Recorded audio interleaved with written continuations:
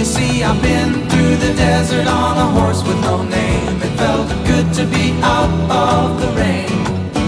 In the desert, you can't remember your name, 'cause there ain't no...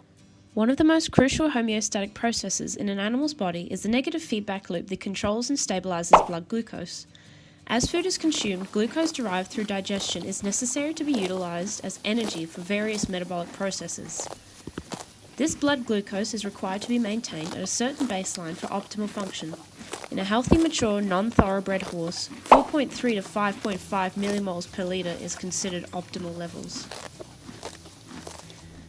As blood glucose levels initially elevate following digestion of food, the beta cells of the pancreas are stimulated to release insulin. This insulin allows the glucose in the blood to either be taken up by the body cells or converted to glycogen by the liver, allowing it to be stored for further use.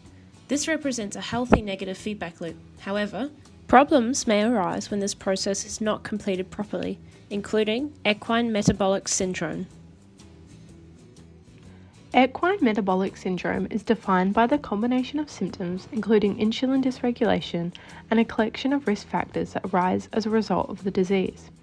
The UC Davis School for Veterinary Medicine highlights that this includes factors such as increased fat deposition and inability to lose weight. Due to the genetic makeup of many horse breeds, some breeds have a higher efficiency for available glucose due to their ability to thrive in harsh climates where historically these glucose sources may not have been as readily available. This disease results in several other problems, especially if left untreated. The Michigan State University Veterinary Diagnostic Laboratory highlights that EMS is analogous to the metabolic syndrome METS in humans.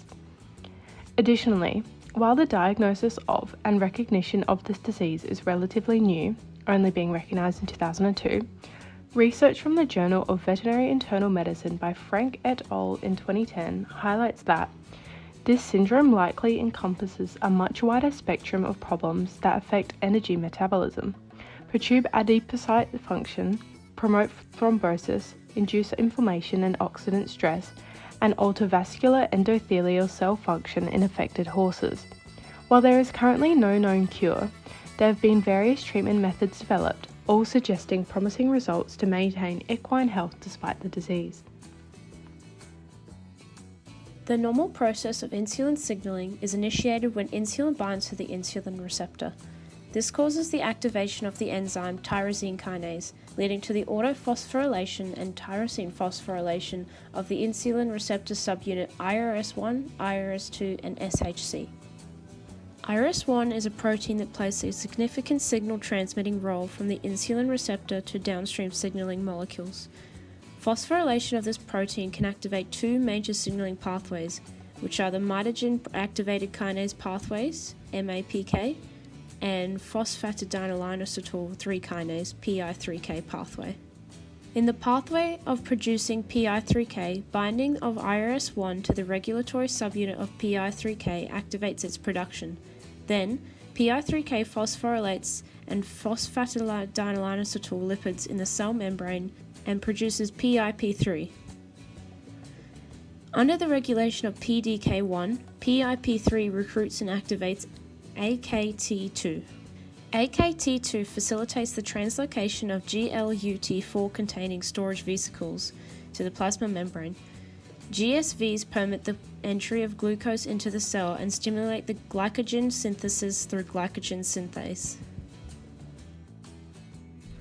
Abnormalities in the pathway result in insulin resistance. Insulin resistance occurs when target cells become unresponsive to normal insulin levels, resulting in decreased glucose uptake in muscles and an increase in gluconeogenesis. The insulin signaling pathway may be disrupted in various ways to cause resistance, including the accumulation of DAG.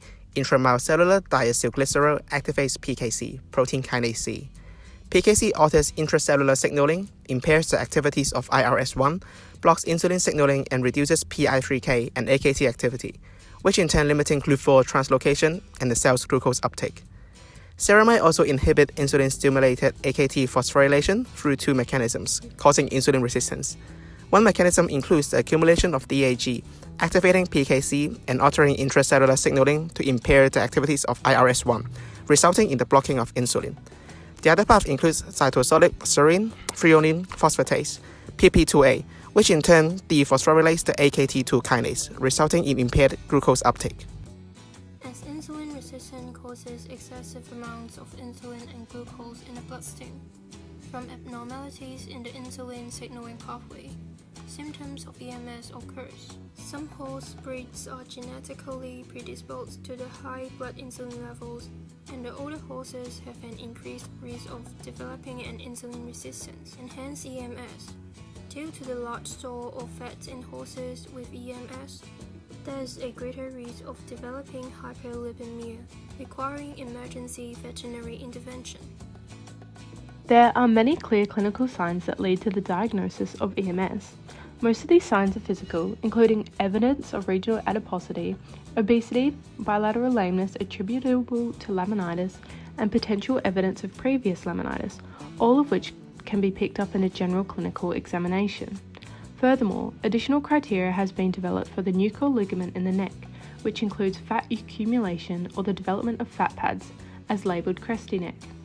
Frank et al. In 2010 highlights this test has been developed to assess the expansion of adipose tissues within the neck region, and scores range from 0 to 5. Scores equal to or greater than 3 are often detected in horses or ponies with EMS. Furthermore, development of the disease alongside lack of treatment may lead to the diagnosis of lameness and laminitis. Laminitis is defined as a crippling disease caused by the weakening of the tissues, laminae, which anchor the hoof wall to the bone. The tissues are damaged by inflammation and the abnormal metabolic and hormonal states that are caused by EMS. Horses with EMS can experience mild episodes of laminitis that are not easily recognised, especially alongside lack of regular exercise. While there is no known definite cure for EMS, clinical trials have found that the best way to treat the resulting symptoms of EMS include caloric restrictions and increased exercise. This is suggested as the main risk factors include laminitis, which may lead to more dire consequences. A clinical trial undertaken in 2015, published in the volume 48, issue 4 of the Equine Veterinary Journal, found that in a trial of 19 horses, 17 of which had a history of laminitis, all 19 showed a reduction in body condition score and body weight in between assessments as a result of treatment plans. This further showed significant reduction in the basal insulin when conducted in an insulin tolerance test. This trial concluded that there were significant reductions in basal insulin at 45 minutes during a combined glucose insulin tolerance test. This blood glucose concentration took 45 minutes to return to baseline during a CGIT and a mean area under the glucose curve. This trial found overall success in the development, exercise, and diet plans for diagnosed horses. To conclude, EMS is an ongoing research area in equine veterinary medicine.